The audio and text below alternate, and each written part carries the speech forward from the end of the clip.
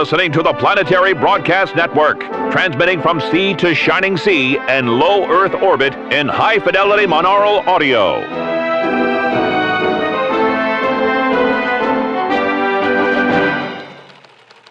To Mr. and Mrs. America, and to all the ships at sea, welcome to the Planetary Broadcast Network Evening News, July 31st, 1953. I'm James Dixon, speaking to you from PBN headquarters in downtown Rocket City, Maine, York. Our top story tonight: where are your tax dollars going? Reporters from the Maine York Times have uncovered a bizarre and unexplained series of amendments to Senate bills that appear to be aimed at funding small, independent republics in the South Pacific and Indian Ocean. More on this breaking story shortly. Our first story tonight is the ongoing traffic jam on Highway 667, which has entered its third day of gridlock. The highway became impassable starting around 6:30 p.m. last Monday due to foggy and negatively charged weather conditions on the final day of the Fission-packed holiday weekend. The traffic jam began when lightning struck a cloud of negatively charged ions near the Tesla Park exit.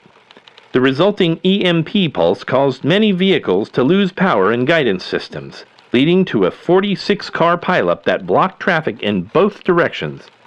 An estimated 400 vehicles were caught behind the wreckage and also experienced severe system failures.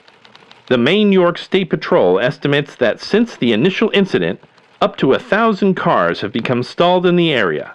The problem worsened in the early hours of Tuesday morning when commuters began to abandon their cars in the middle of the 6-lane highway, making forward progress nearly impossible for those remaining behind them. Police became involved around midnight, and tow trucks have moved some of the impeding vehicles, but there have been problems identifying which vehicles are abandoned and which still contain occupants sleeping in the back seats. At least one vehicle with riders in it was bulldozed off the highway yesterday. The car held a young couple and their infant child, all of whom were hospitalized following the incident. The father is still in critical condition. Viewers will be pleased to know, however, that the baby and mother suffered only minor injuries.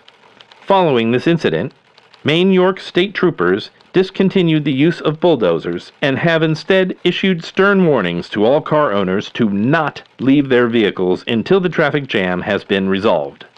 Volunteers from the Blue Star and local churches have been delivering food, water, blankets, and other necessary supplies to those stuck on the road, and aid continues to pour in from around the country.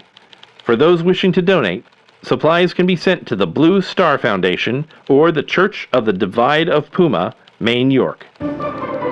Our sponsor, Edison Auto, has donated thousands to the families suffering in the midst of this terrible gridlock, and would like to issue a PSA warning of the dangers of land-based travel.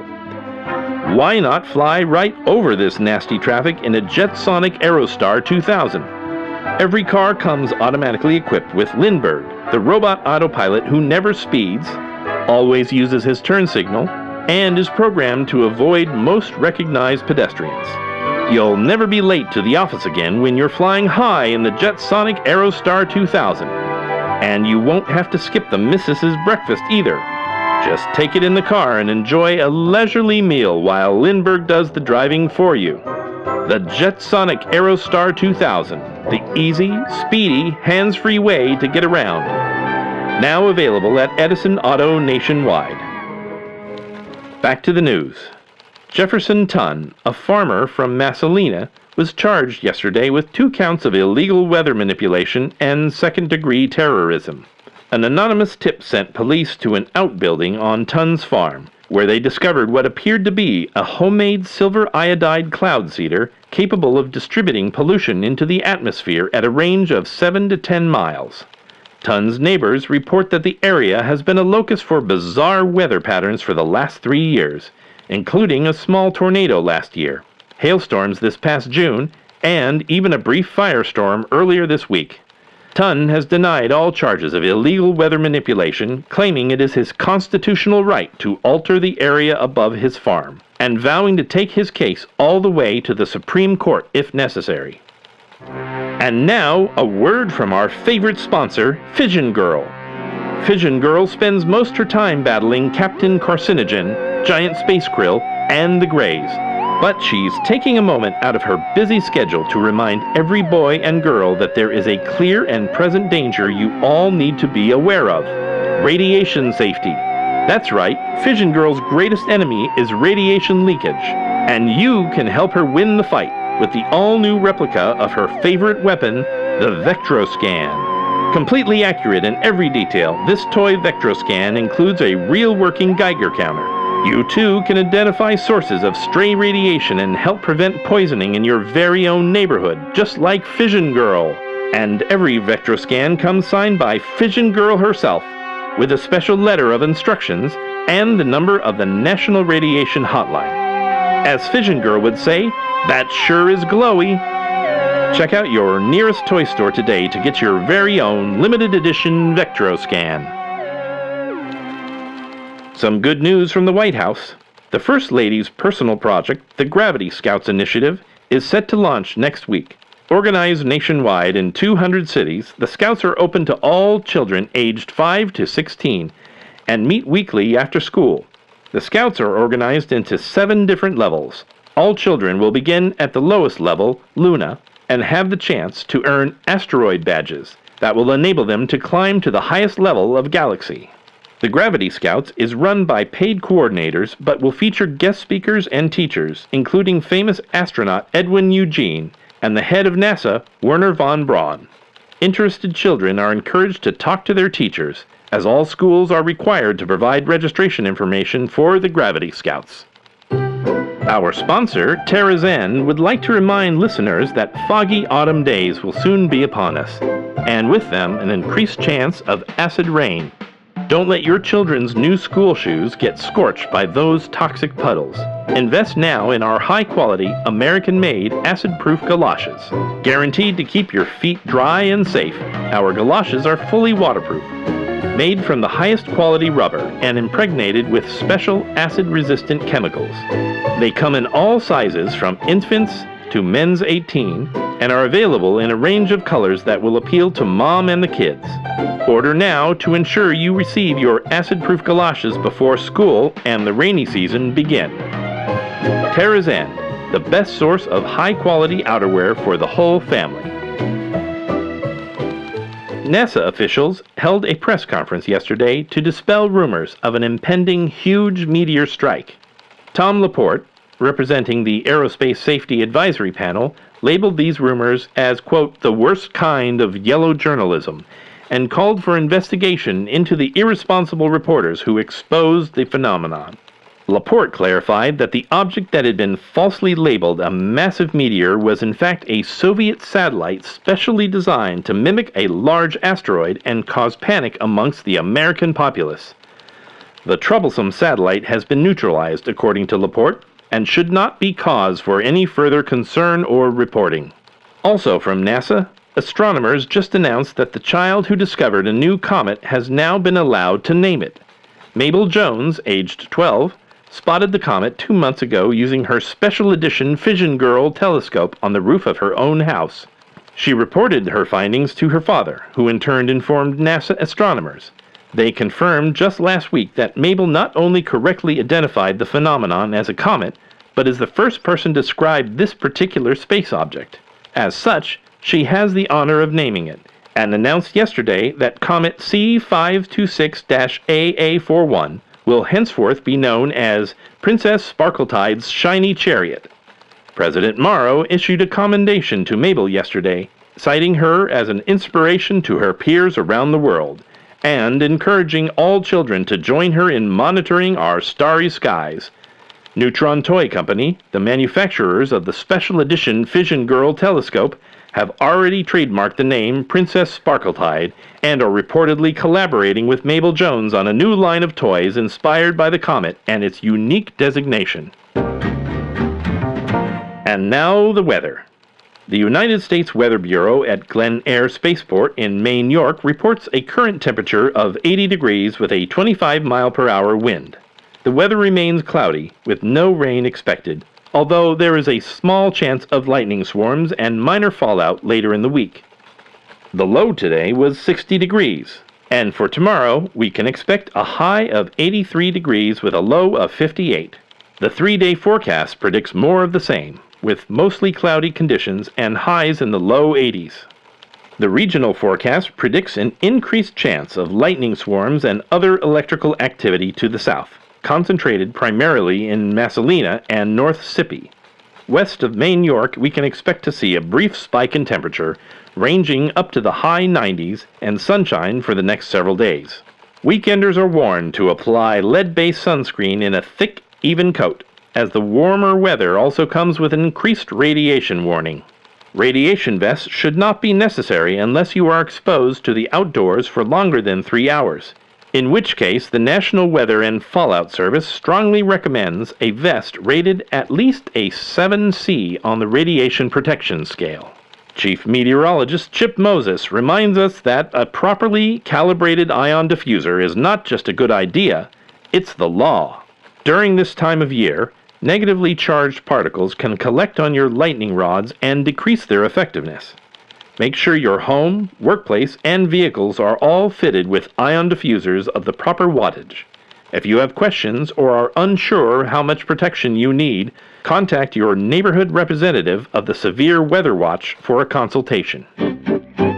Uncertain if your vest is doing enough, but can't afford a 1A suit for those extra hot days? Why not use Protectox, the only FDA-approved supplement that guarantees radiation protection from the inside out.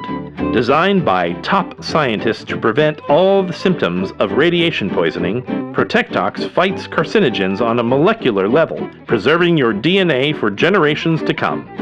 Don't spend these warm days fretting about your health. Take Protectox and take your life back. Side effects may include mood swings, depression, amnesia, delusions of grandeur, socialist sympathies, and a persistent belief in your own immortality. Seek medical attention immediately if you have any symptoms of brain damage, including dizziness, hysterical blindness, auditory hallucinations, or glossolalia. Ask your doctor if Protectox is right for you, and become protected from the inside out. Our main story tonight: where are your tax dollars going? The Main York Times reported yesterday that new amendments to a recent Senate bill shuffled almost $1 million to several new minor republics in the South Pacific and Indian Ocean. One of them, the Incorporated Republic of Nauru, has already received a great deal of attention in the American press following the disappearance of the USS Nebrahoma. Although naval officials say there is no connection between Nauru and the mysterious lost ship, they have called into question its territorial behavior and described recent attacks on cruise ships and fishing vessels as piratical.